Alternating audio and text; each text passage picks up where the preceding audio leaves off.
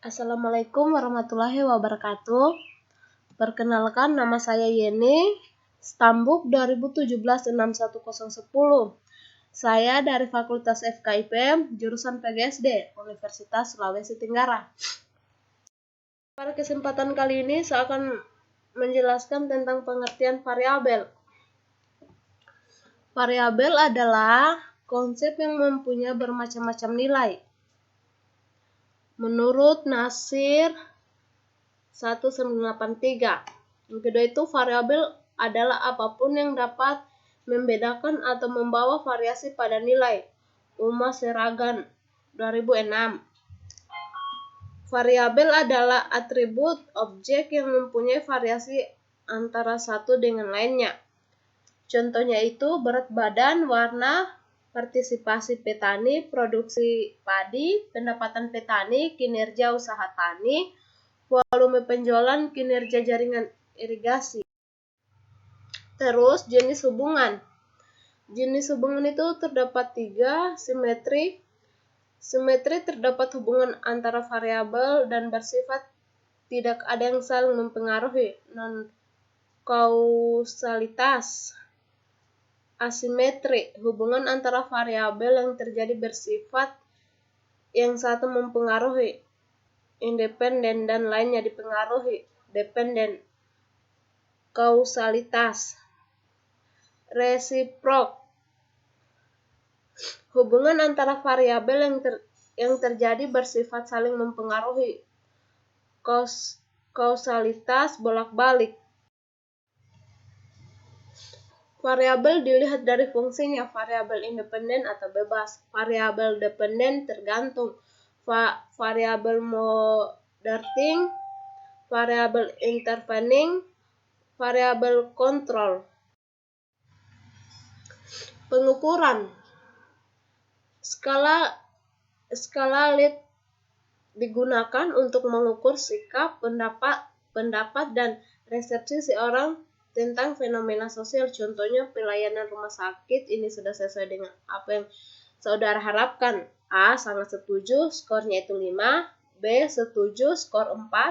Tidak ada pendapat, skor 3. Tidak setuju, skor 2. Sangat tidak setuju, skor 1. Skala Goodman akan memberikan respon yang tegas yang terdiri dari 2 alternatif, misalnya ya, tidak, baik, buruk, pernah, belum pernah, punya, tidak punya. Skala Semantik diferensial. Skala ini digunakan untuk mengukur sikap tidak dalam bentuk pilihan ganda atau skala, tetapi tersusun dari sebuah garis kontinuum, di mana nilai yang sangat negatif terletak di sebelah kiri, sedangkan nilai yang sangat positif terletak di sebelah kanan. Contoh, bagaimana tanggapan saudara terhadap pelayanan rumah sakit ini? 1 itu sangat buruk, 5 sangat baik. Skala ranting. Dalam skala ranting adalah data yang diperoleh dalam data kuantitatif, kemudian penelitian baru mentransformasikan dan kuantitatif tersebut menjadi data kualitatif. Contoh, kenyamanan ruang lobi bank BCA 5, 4, 3, 2, 1. Kebersihan ruang pabrik parkir bank BCA 5, 4, 3, 2, 1. Terus itu instrumen penelitian. Instrumen penelitian adalah suatu alat yang digunakan mengukur fenomena alam maupun sosial yang diamati. Secara spesifik, fenomena ini disebut variabel penelitian. Dalam ilmu alam, instrumen yang digunakan untuk mengukur variabel sudah banyak tersedia dan telah teruji validitas dan reliabilitasnya. Contoh, variabel suhu instrumen termometer, variabel panas instrumennya kalorimeter, berat instrumennya timbangan.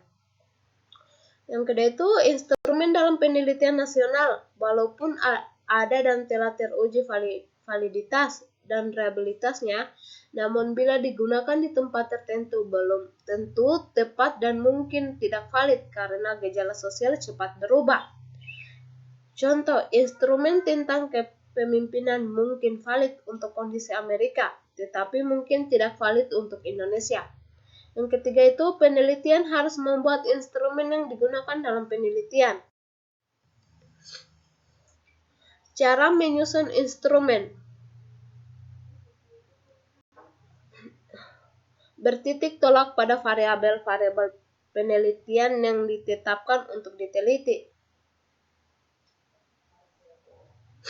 Yang kedua itu, variabel selanjutnya diberikan definisi operasionalnya dan ditentukan indikator yang akan diukur. Dari indikator ini kemudian dijabarkan menjadi butir-butir pertanyaan.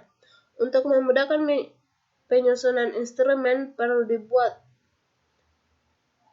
matriks pengembangan instrumen. Uji validitas. Instrumen yang valid berarti instrumen tersebut dapat digunakan untuk mengukur apa yang seharusnya diukur. Sejauh mana ketepatan dan kecermatan suatu instrumen pengukuran dalam melakukan fungsi ukurnya. Yang ketiga itu, agar dapat diperoleh bisa relevan sesuai dengan tujuan diadakan pengukuran tersebut. Yang keempat, dalam pengukuran variabel produktivitas, maka penelitian membuat instrumen produktivitas dan berharap instrumen tersebut bisa berfungsi dengan benar untuk mengukur produktivitas. Yang kelima, syaratnya instrumen tersebut harus memiliki validitas tinggi. Yang keenam, untuk menguji validitas digunakan korelasi produk momen. Korelasi antara intem dengan skor total dalam satu variabel. Validitas tinggi menurut Azwar lebih besar 0,3 dalam output SPS dilihat dalam kolom correlate intem total correlation. Uji reliabilitas. Sejauh mana? Yang pertama itu sejauh mana pengukuran dapat dipercaya. Yang kedua, sejauh mana hasil pengukuran dapat dipercaya bila dilakukan pengukuran pada waktu yang berbeda pada kelompok subjek yang sama diperoleh hasil relatif yang sama. Asalkan aspek yang diukur dapat diri subjek memang belum berubah. Yang ketiga itu, tinggi rendah reliabilitas secara empirik ditunjukkan oleh angka yang disebut nilai koefisien reliabilitas. Yang keempat, reliabilitas yang tinggi ditunjukkan dengan nilai 1,00. Reliabilitas yang dianggap sudah cukup memuaskan atau tinggi adalah lebih besar 0,70. Ada beberapa teknik yang dipakai untuk menghitung reliabilitas, diantaranya alpha, Korsakoff, split half. Yang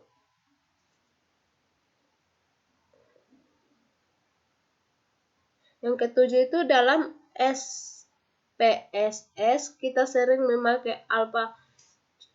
Coba. Mungkin itu saja yang dapat saya sampaikan. Kurang dan lebihnya mohon dimaafkan. Saya ucapkan wassalamualaikum warahmatullahi wabarakatuh.